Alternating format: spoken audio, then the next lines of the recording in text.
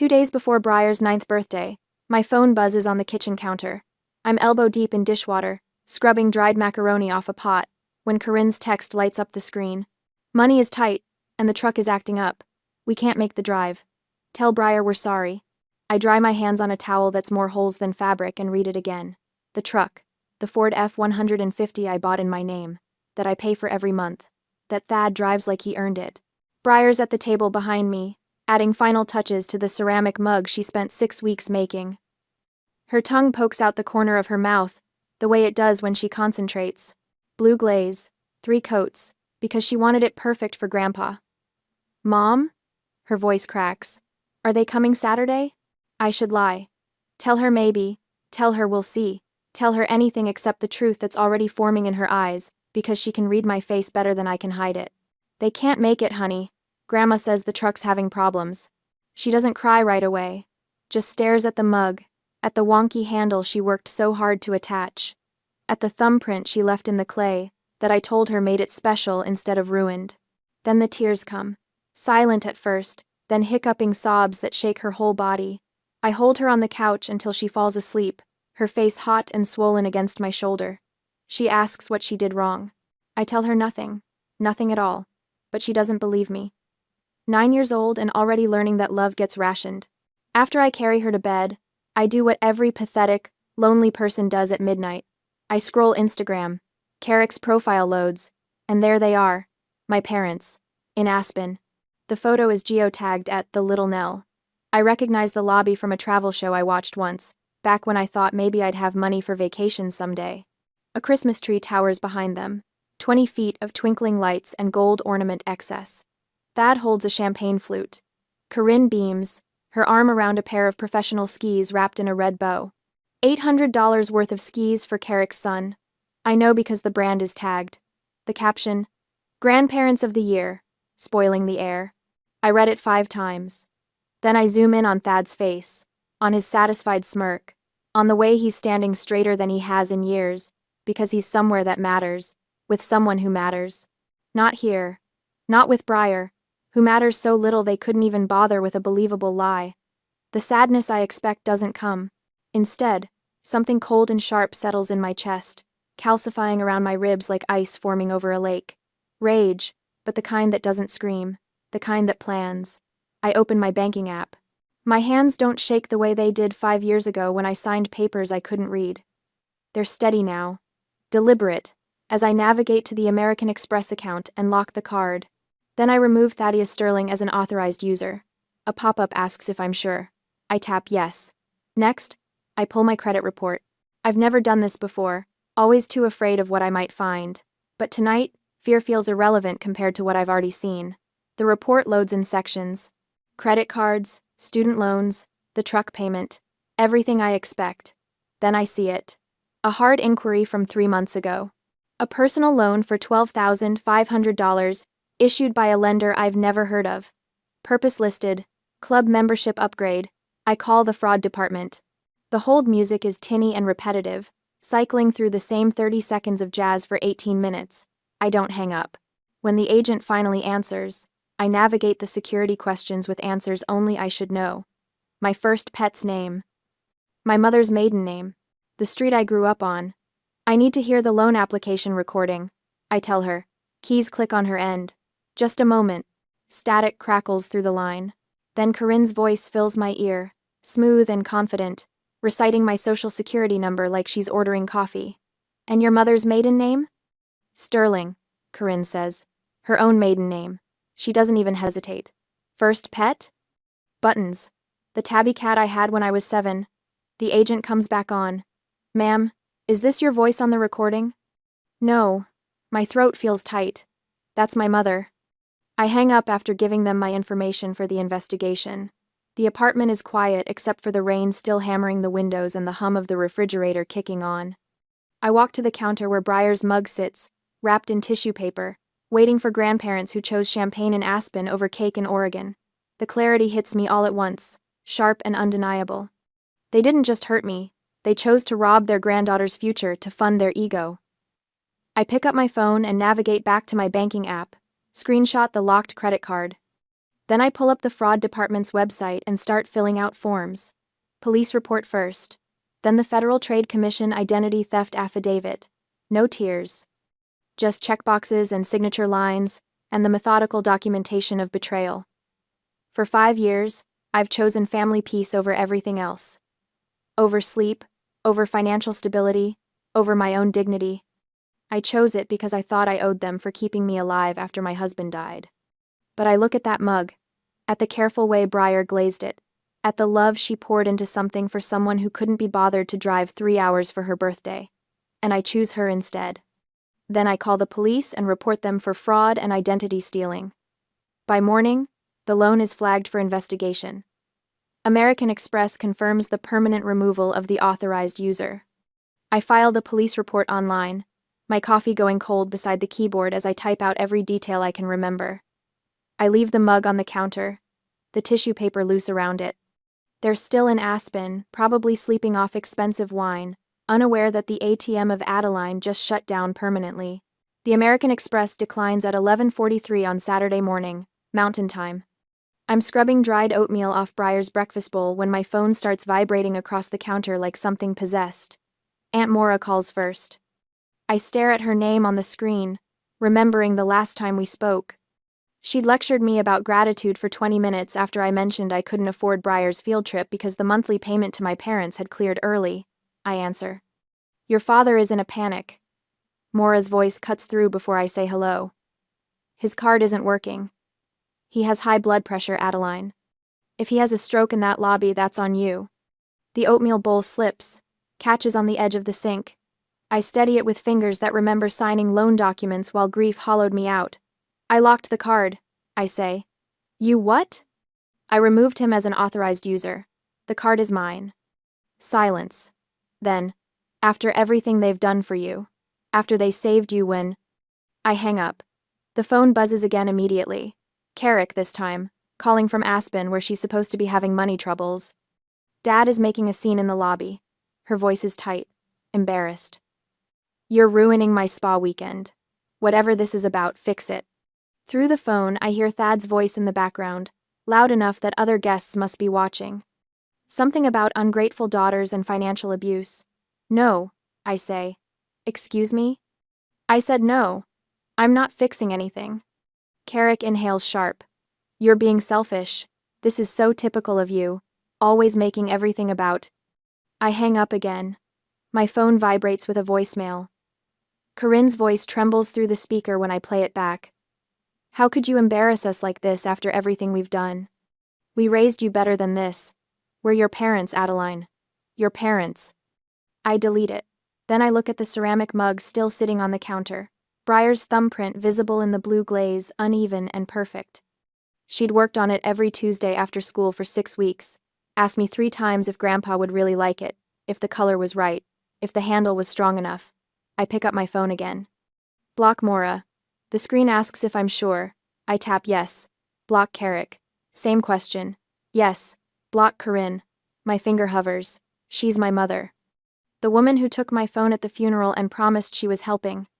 The woman whose voice I heard on that loan recording, smooth and practiced, reciting my social security number like she'd memorized it for exactly this purpose. Yes. Each block feels like setting down weight I didn't know I'd been carrying. My shoulders drop half an inch. I leave Thad unblocked. I need him to come to me, need him to show up furious and demanding, need him to step onto my property where Mike's tow truck can do its work. The phone stays quiet for the rest of Saturday. Breyer asks why I'm smiling, and I tell her I'm just happy. She accepts this, returns to her coloring book, her legs swinging under the kitchen table. Sunday morning, I pull the file cabinet open. The drawer sticks like it always does, and I have to yank it twice before it slides free. Inside, buried under 5 years of tax returns and medical bills and design contracts, I find the vehicle paperwork. Ford F-150. Purchased, not leased. Title in my name. Adeline Marie Richardson.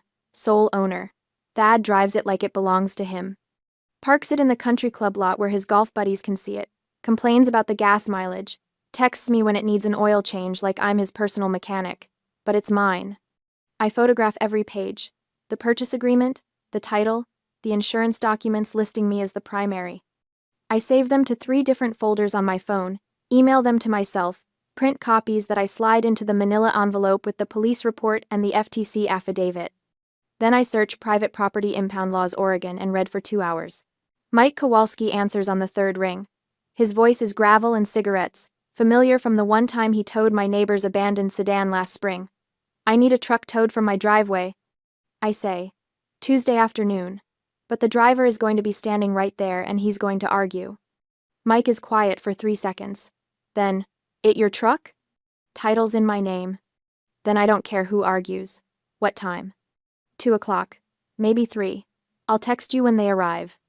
$50 for the tow. $95 a day storage after that. Perfect.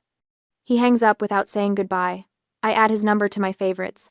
Monday afternoon, Breyer finds me in the kitchen organizing the evidence into labeled folders. Police report. FTC affidavit. Vehicle title. Loan recording request confirmation. She stands in the doorway in her school uniform, backpack still on. Why aren't Grandma and Grandpa calling about my birthday? I kneel, eye level with her. She's 9 years old and already knows how to brace for disappointment. I taught her that by example, by letting her watch me flinch every time my phone rang. They hurt our feelings, I say. They made some bad choices. We're taking space to be safe. Her face clears like weather. Oh, I thought I did something wrong. My throat closes. No, baby, you didn't do anything wrong. Okay. She drops her backpack. Can we make hot chocolate? We make it with real cocoa powder and too many marshmallows, and she tells me about the art project at school, how Mrs. Patterson said her shading technique is improving. The ceramic mug watches from the counter, and halfway through Breyer's story, I pick it up. This is beautiful, I say, but I think we should donate it to someone who'll appreciate it more. Breyer looks at the mug. Looks at me. Grandpa won't like it anyway. He never likes my stuff. She says it matter of fact, without tears. Like she's known it all along and was just waiting for me to catch up. I put the mug in the donation box. Cover it with newspaper so we don't have to look at it anymore. Sunday night, my phone lights up with a text from an unknown number. I know it's Thad before I even read it. We need to talk about this misunderstanding. Family doesn't call police. I type back. Family doesn't commit fraud. See you Tuesday. 3 dots appear. Disappear. Appear again. Then nothing. I text Mike.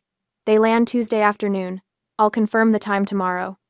He sends back a thumbs up. I organize the evidence one more time. Police report on top, then the FTC affidavit, then the vehicle title with my name highlighted in yellow, then the loan company's confirmation that they're investigating the fraud claim. Everything fits in the manila envelope, crisp and irrefutable. Breyer is asleep on the couch, her homework finished early for once, her breathing steady. The house is quiet except for the rain starting up again outside, tapping against the windows like it's asking permission to enter. I don't give it. Tuesday. 2 in the afternoon. I watch from behind my curtain as Thad's rental sedan screeches into the driveway, spraying gravel. Corinne practically falls out of the passenger side before the car stops moving. Her face is blotchy, makeup smeared. Thad's complexion has gone past red into something closer to eggplant. My phone sits on the counter, Mike's number already queued. 1 word. That's all it takes. Thad storms up the walkway like a man who's never been told no in his entire 65 years. His dress shoes slip on the wet pavement. He catches himself on the porch railing, then pounds on my door hard enough to rattle the frame. Open up! We need to settle this now. His voice cracks on the last word. I can hear Corinne behind him, a high whine about humiliation and family loyalty, and how could I do this to them in front of Carrick's in-laws? I text Mike. Now. The sound starts low. A diesel engine rumbling to life 2 houses down. Then the hydraulic whine of the lift bed adjusting. Then the unmistakable beep beep beep of a truck backing up. Thad's pounding falters. He turns. Mike Kowalski's tow truck rolls into my driveway with the inevitability of a glacier. No hurry, no drama. Just a workingman doing a job, chains rattling against metal, work boots crunching on gravel. I watch Thad's face cycle through confusion, recognition, then something close to panic. What the hell is this? He spins back toward my door. Adeline, what did you do? Mike cuts the engine. The silence feels louder than the pounding. He climbs down from the cab, clipboard in hand, moving with the unhurried efficiency of someone who's repossessed 100 vehicles and doesn't particularly care about the story behind number 101. Thad lurches toward him. "Get that truck out of here! This is private property!" Mike doesn't even look up from his clipboard. Owner requested the vehicle be impounded.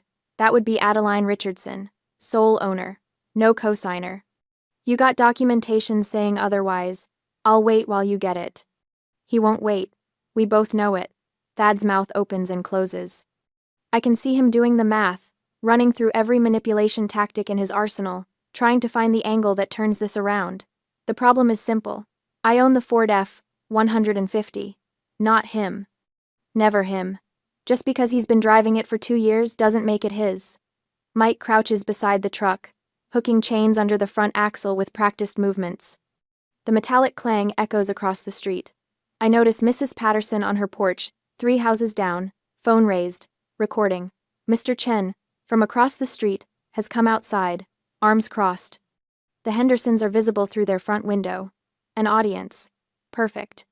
Corinne grabs Thad's arm, her whisper carrying across the yard. "The neighbors are watching. Stop making a scene." The irony would be funny if my heart wasn't hammering. I open the door. The hinges creak. Thad whips around so fast he nearly trips over his own feet. His face does something complicated when he sees me standing there, calm, manila envelope tucked under my arm. "You." He points at me like I'm a misbehaving child. "You locked my credit card. You're stealing my truck. Have you lost your mind?" I step onto the porch. The rain has stopped, but everything still drips. Water runs off the gutters, patters onto the walkway, soaks into the dirt that used to be grass before I stopped being able to afford landscaping. "Your credit card." I let the words sit there. "Your truck." We're family. That means we share. Sharing requires permission. My voice comes out steadier than I expected, loud enough for Mrs. Patterson's recording. Clear enough that there's no ambiguity. "You forged my signature for a $12,500 loan to pay for a golf membership." Corinne's face goes white. Thad's goes purple again. "That was a temporary loan. A misunderstanding. I meant to tell you. Meant to pay it back. I just needed." "You committed identity theft." I pull the manila envelope from under my arm, open it slowly. "I filed a police report, Friday, March 15th. Case number 2024-7743. I filed a Federal Trade Commission identity theft affidavit." I hold up the certified mail receipt. "I mailed copies to the Clackamas County District Attorney yesterday. The investigation is open." The color drains from Thad's face so fast I think he might actually faint. Behind him, Mike releases the parking brake. The truck lurches as the tow bed begins to lift. The front wheels come off the ground with a groan of suspension and hydraulics. Thad's status symbol, his proof that he's still somebody important, rising into the air like an offering to gods who stopped listening years ago. "You can't do this." Corinne's voice has gone thin. "We're your parents. We took care of you when nobody else would. We gave you $20,000 when you had nothing. You gave me a loan with interest. I paid back $26,000 over 3 years. I don't raise my voice. Don't need to. Then I paid you $14,400 more over the last 12 months. That's $40,400 total, for a $20,000 loan you forced on me while I was grieving." Math. Cold, hard numbers.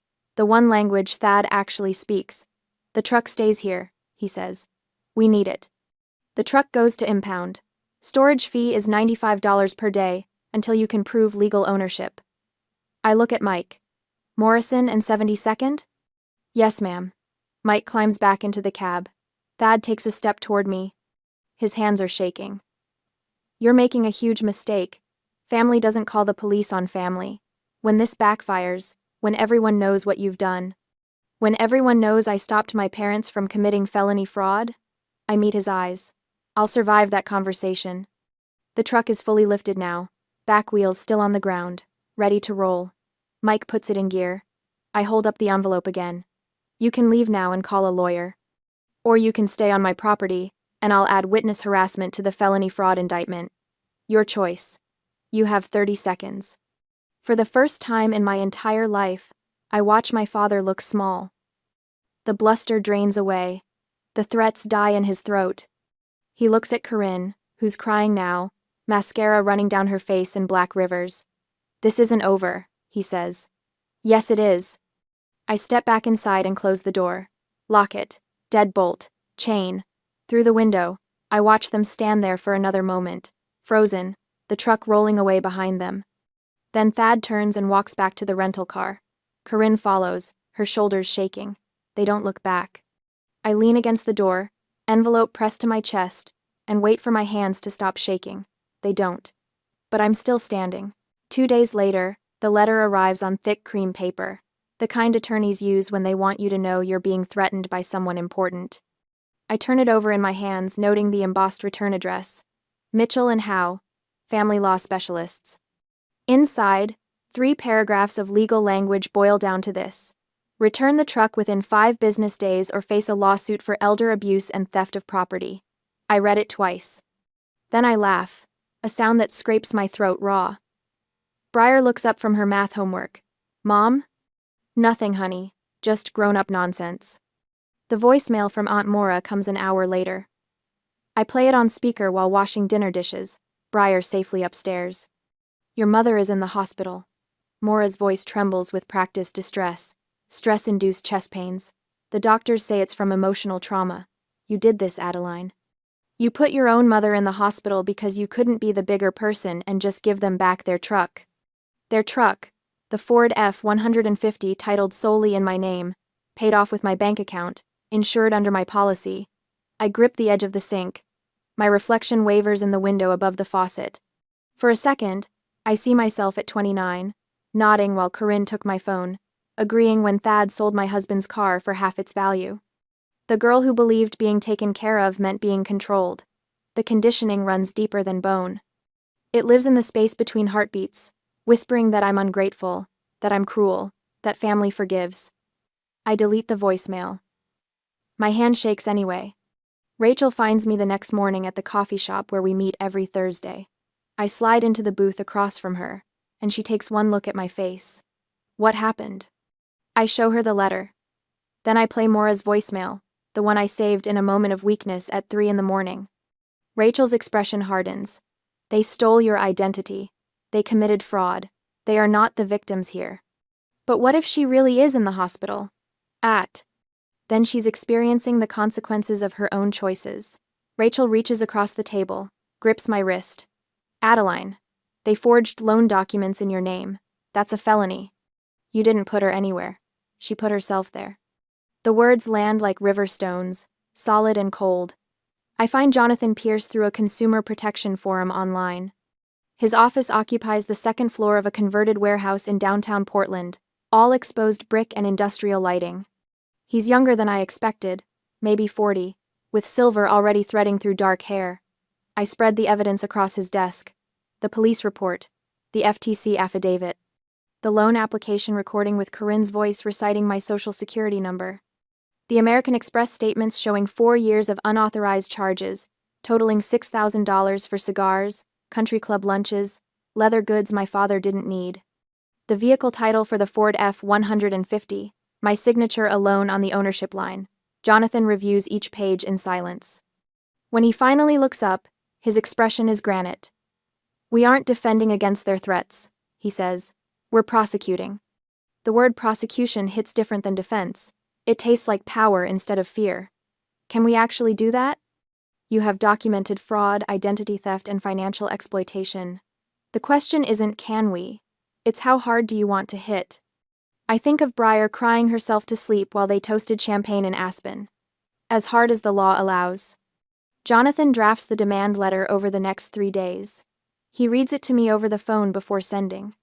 Full restitution of $12,500 for the fraudulent loan, plus $6,000 for unauthorized credit card charges. Total, $18,500. Payment due within 30 days, or criminal charges proceed immediately. What about the truck? I ask. Already handled. You sold it to a dealership yesterday for $22,000. You applied $8,000 from the sale toward their debt, reducing what they owe you in cash. The rest covered legal fees, and I've wired the surplus to your savings account. I sold the truck. Past tense. something I didn't know I'd done until Jonathan arranged it, explaining that since I owned it outright, I could dispose of it however I wanted. They'll need to buy their own vehicle now. With what money? I don't know. Don't care. I'm also sending copies of all evidence to the district attorney's office and to Thaddeus Sterling's estate attorney. If they don't settle, prosecution moves forward on multiple felony counts. My father has an estate attorney. Of course he does. Planning to pass along assets bought with money stolen from his daughter. Do it, I say. The settlement meeting happens next week in a conference room that smells like furniture polish and fear. Jonathan sits beside me, his briefcase open, documents arranged in precise rows. Thad and Corinne arrive with their attorney, a tired-looking man named Bernard who already has the expression of someone who knows he's lost. My parents look smaller than I remember. Thad's face is gray, his golf tan faded to sallow. Corinne won't meet my eyes. Jonathan doesn't waste time on pleasantries. He places a laptop at the center of the table and presses play. Corinne's voice fills the room, smooth and confident, answering security questions about my first pet, my mother's maiden name. Confirming a $12,500 loan for a club membership upgrade. Bernard closes his eyes. Thad stares at the table. Jonathan advances to the next slide, the Instagram photo. Champagne glasses and professional skis, and my parents grinning beside a 20-foot Christmas tree. Next to it, the text message. Money is tight. We can't make the drive. Your granddaughter cried herself to sleep that night, Jonathan says, his voice clinical. While you were in Aspen spending money you stole from her mother. Bernard leans close to Thad, whispers urgent words I can't hear. Thad's hand trembles as he reaches for the pen. The settlement agreement is 4 pages long. Thad signs each one, his signature nothing like the bold scrawl I remember from birthday cards. Bernard explains the terms quietly. They have 30 days to liquidate assets. The house goes on the market Monday. They're moving to a rental across town, something they can afford on Social Security alone. Corinne finally looks at me. Her eyes are wet. We're your parents. How can you do this to us? The answer rises swift and clean. How could you do it first? I stand. Jonathan gathers the signed documents, slides them into his briefcase with the satisfied click of latches closing. I walk out of that conference room, and don't look back. Behind me, my parents sit with nothing but their bills and the lawyer they can't afford. The rain has stopped. Pavement gleams under streetlights. I unlock my car, climb inside, and sit in silence. Then I drive home to Briar, who's waiting with her homework spread across the kitchen table, who trusts me to keep her safe. I kept her safe. 1 year later, I stand in our new apartment in Portland, watching late afternoon sun turn the hardwood floors gold. The place is smaller than the old house, but it breathes differently. No shadows collecting in corners, no driveway where trucks used to idle. Briar's 10th birthday party fills the living room with noise I never knew I craved. 7 kids from her new school sprawl across the rug, laughing at something on someone's phone. Rachel leans against the kitchen counter, cutting cake, catching my eye with a grin that says she remembers when I couldn't imagine this. My design business pulled in $43,000 last year. Not remarkable, except I'm not bleeding $1,200 a month anymore to people who called it love. The fraudulent loan vanished from my credit report after the FTC affidavit processed. Clean slate. I didn't know what that felt like until 3 months ago when I checked and saw my score had jumped 140 points. The doorbell rings. My body freezes for half a second. Old wiring, still sparking. My hand reaches for the knob, and I notice the tremor is barely there now, fading. I open the door to a delivery guy holding 24 balloons, silver and purple, Briar's favorite colors. The card reads, "For the girl who deserves all the celebrations, love, Rachel." I carry them inside, and Briar shrieks, actually shrieks, in a way she never did at the old house where volume meant risk. She doesn't ask why her grandparents didn't send anything. Hasn't asked in months. Last time she mentioned them, she said, "They're in timeout for being mean, right?" I'd nodded. "That's right." "Okay," she'd said, and went back to her homework. Simple as that. Kids understand boundaries better than adults do. Later, after the guests leave and Rachel helps me bag up wrapping paper, I find myself at my desk, journal open. I've been writing more lately, trying to sort through what the last 5 years were, what they weren't. I write, I spent 5 years believing I owed them for keeping me alive after my husband died. Turns out, staying alive was my choice. They were just loan officers collecting interest on my grief. I stare at that line, read it twice, then I write beneath it. The door I locked wasn't to keep me in, it was to let us out. Briar appears beside me, clay dust on her cheek. Mom, we're gonna be late. Right, pottery class. The studio we signed up for last month. The one with the big windows and the teacher who doesn't mind when Briar's bowls come out lopsided. We drive across town, and I don't think about the settlement or the lawyers, or the size of the house my parents had to sell. Don't think about Corinne's last voicemail, the one I deleted without listening to. Jonathan said the no contact order is holding. $10,000 per violation. They haven't tested it. At the studio, sunlight pours through windows streaked with old rain, catching every dust mote floating between the wheels. Briar settles at her station, hands already reaching for wet clay. She's been working on a bowl for 3 weeks, shaping and reshaping until it feels right. She holds it up now, uneven and perfect, glazed the color of sea glass. For us? She asks. For us, I say. The teacher offers to take our photo. We stand together, clay smeared on our shirts, dust in our hair, Briar's bowl held between us like an offering. We're both grinning, real and unguarded. Back home, I print the photo and stick it on the fridge with a magnet. It covers the space where the old family portrait used to hang, the one I donated months ago along with a ceramic mug wrapped in tissue paper. Briar comes up beside me, studying the new photo. We look happy, she says. We are, I tell her. And for the first time in 5 years, I'm not lying.